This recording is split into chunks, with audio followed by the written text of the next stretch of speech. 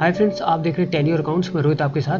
देखिए, आज की इस वीडियो में हम सीखेंगे कि जो भी अकाउंटिंग एंट्रीज आप टैली ERP 9 में पास करते हैं या प्राइम में पास करते हैं, उन एंट्रीज को आप यहाँ पे एक्सेल में कैसे एक्सपोर्ट करेंगे। तो इसका रीज़न क्या होता है, यानी कि क्यों जो भी अकाउंटिंग एंट्रीज हम यहाँ पे टैली में पास करते हैं उनको आपको एक्सेल में क्यों एक्सपोर्ट करना होता है। तो जो इसका रीज़न है वो है GST फाइल रिटर्न के लिए। तो चलिए हम विस्तार से इन सारी चीज़ों को जानते हैं कि कैसे आपको करना है और क्यों करना होता है। आप सब्सक्राइब करिए टैली और अकाउंट्स यूट्यूब चैनल को और दबाइए बेल आइकन सबसे पहले वीडियोस देखने के लिए। देखिए, अगर आपका कोई बिजनेस है और बिजनेस में कोई ऐसा टाइप का बिजनेस है जहाँ पे आप सेल करते हैं, जैसे कि कोई आपने पहले परचेज किया और वहाँ पे आप बार बार कस्टमर को बेचते हैं, तो ऑब्वियस सी बात है जब आप किसी सामान को कस्टमर को बेचोगे तो उस कस्टमर से आप क्या करोगे, GST चार्ज करोगे। ठीक है, जब आप कोई सामान खरीदते हो तो GST पे करते हो।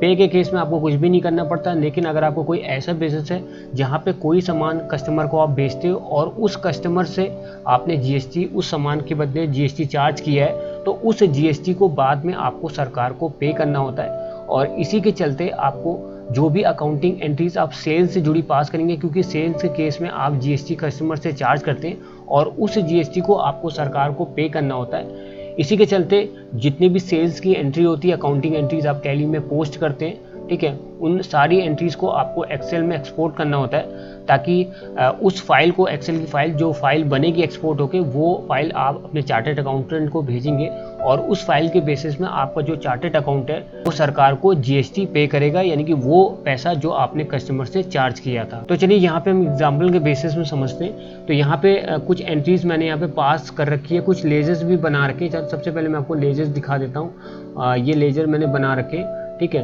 तो आप देख सकते हैं यहाँ पे CGST का, SGST का, ठीक है, यहाँ पे लेजर्स है सेल्स का और यहाँ पे डेटर्स का भी लेजर है।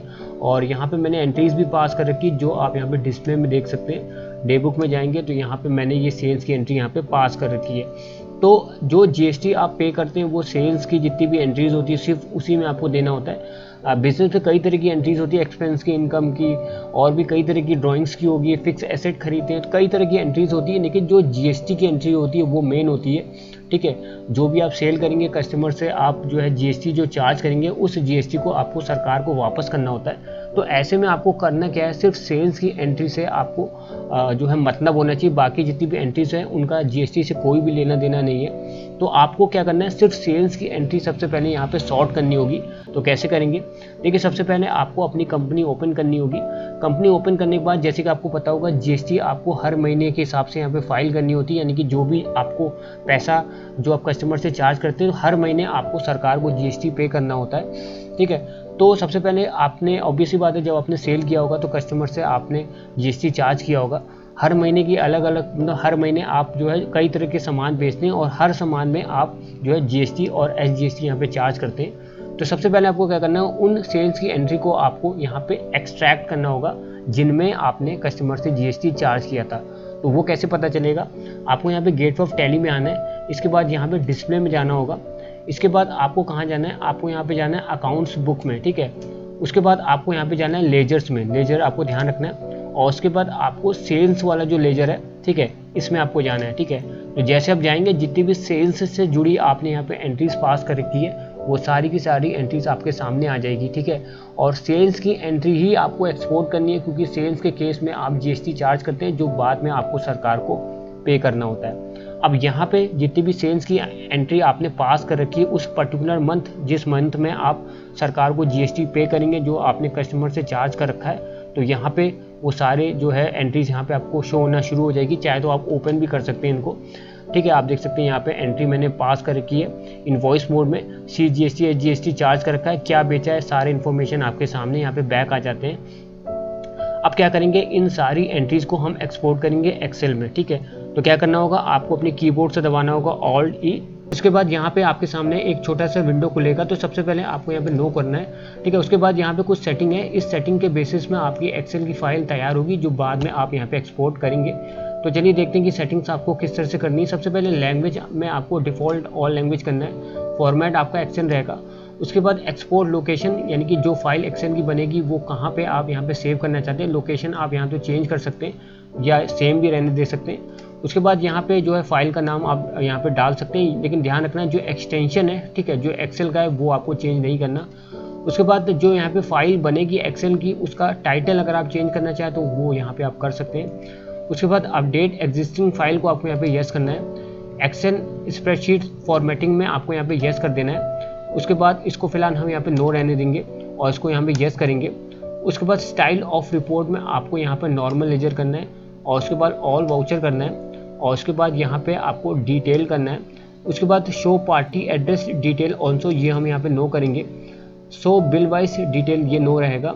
शो कॉस्ट सेंटर ये भी आपका नो रहेगा। शो इन्वेंट्री डिटेल ये भी आपका नो रहेगा। बैंक डिटेल नो रहेगा। शो वाउचर नंबर ऑल्सो, इसको हम यहाँ पे यस रहने देंगे।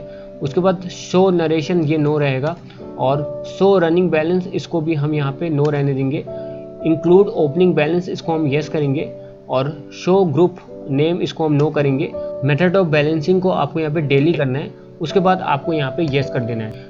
तो वेल यहाँ पे आप देख सकते हैं यहाँ पे एक्सेल की फाइल बनना शुरू हो चुकी है और यहाँ पे आप देख सकते हैं कि जो फाइल आपने बनाई थी वो यहाँ पे एक्सपोर्ट हो चुकी है और ओपन भी हो चुकी है।